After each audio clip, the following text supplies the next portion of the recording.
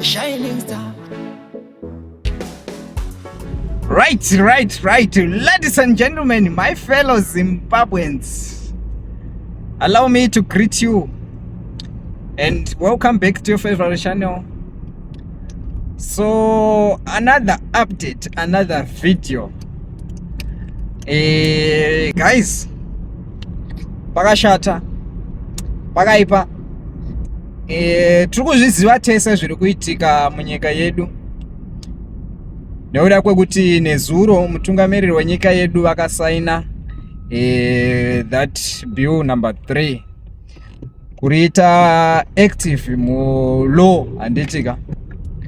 So as we are talking right now, zvikutotaura kuti kusainwa kwakaitwa bill number 3 nezuro, mitemo yakatochinja handitika.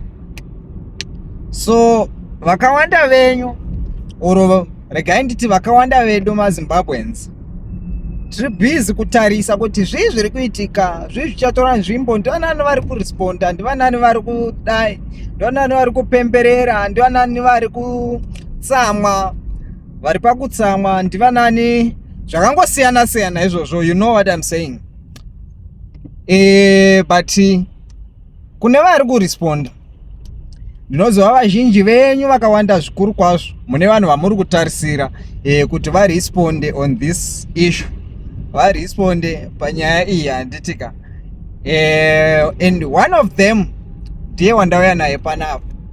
Finally, ladies and gentlemen, vachamisa varesponda panyaya yekusainwa kwakaitwa bill number 3 nezuro. Ndinoziva kuti vakawanda venyu ruzhinji rweZimbabwe makatarisa pamasaisai, makatarisa padande mutande apa kuda kuona kuti is he going to respond and vacharesponda sei handitika. Respondi yavo ndo yandauya nayo panapa. Vachamisa vari kuti ivo pfavirai ngoma usiku hurefu.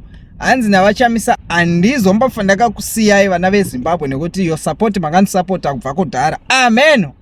Ndio mashoko avataura vachamisa. So handisi kuda kuti ndiwanze mashoko panapa, but chandiri kuda kuita ndechekuti vana veZimbabwe ndikusiyei muchinzwa kutaura kwakuchiita vaNelson Chamisa. Vane audio yavaisa yavari kutaura ivo kuti hanzi pfavirai ngoma usiku hurefu, ene handimbofanira kusiyai makadaro. Ameno zvana Lazarus zvavanga vakutaura, you know, hanzi God is in it. Let's go on it, guys.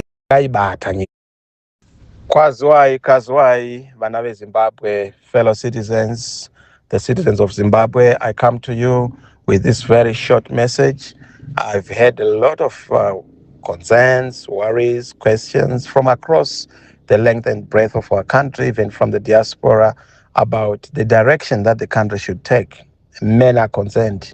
I know mwemdara nditi ndakatorara nebhutsu nezuro ndanzwa kuti uya wasaina, ndikati chimbomirai, musavhunduka, nokuti kurongwa kwazvo ndiko kuti zvaari kuita izvi Nebukadineza anofana kutanga ambofura sora. Kana afura sora mobva maziva kuti chiratidzo chechirero chaakuuya kana chikamu chaakuuya. Saka ndichazodzoka hangu muzvikamu, mupfavire ngoma usiku hurefu. Hatigoni kumhanya hongu, tiri kutambudzika, tiri kushupika, tiri mugwenga, nhamo yatigara madunduru. Asi ngatinzwisisei kuti panoda chimiro chakanaka chokunzwisisa. Saka ndichauya pagrupu panapa munguva dziri kutevera idzodzidzi, ndozokuzivisai kuti rini, asi ndichitaurawo muonero wangu somumwe wenyu aneonawo, somumwe wenyu wamakapa ngati rutsigiro rwakati wandei. Haisi nyore kutsigira kwamakaita kubva kumashure kuti navatsvangirai nepatava. Ndinotenda nerutsigiro rworwo, uye handizokunyadzisei kana kukusiyai makadaro kana kuti to betray or let you down. Tiri kuziva zviri kuitika, nyika ndeyedu iyi, takaibata nyika iyi, tinoigadzira nyika iyi. Zviri kuitwa nava vari kuita kuratidza kutya, vari kutotivhunduka, vari kutya, ndosaka muchifanira kunge makasimba. Saka ndichadzoka, Mwari wakuite zvakanaka. God is in it. Thank you. Right, my fellow Zimbabweans, ndiwo mashoko kubva kuna former leader or former president ve-CCC handiti ndo mashoko avati iwo regai ndiuye nawo vana veZimbabwe ndikupei. Hanzi ndanzwa vakawanda venyu vari kuchema.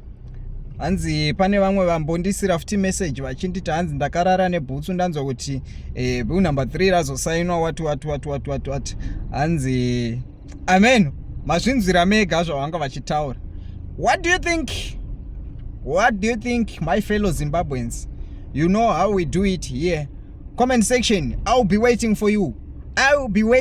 Ndinzo kuti muri kufungawo chi guys, muri kufungeiwo. Ndaona vana veZimbabwe vazhinji ku Facebook uko vambonyora vachamisa izvi zvavanyora zvirapo izvo. Then after vanyora zvavanyora izvi ndo pavazoya neaudio iyi. Vakatipa audio yandabva kuplay apa. Thank you so much, ladies and gentlemen. Thank you so much. Don't forget to like, comment and share. See you next time.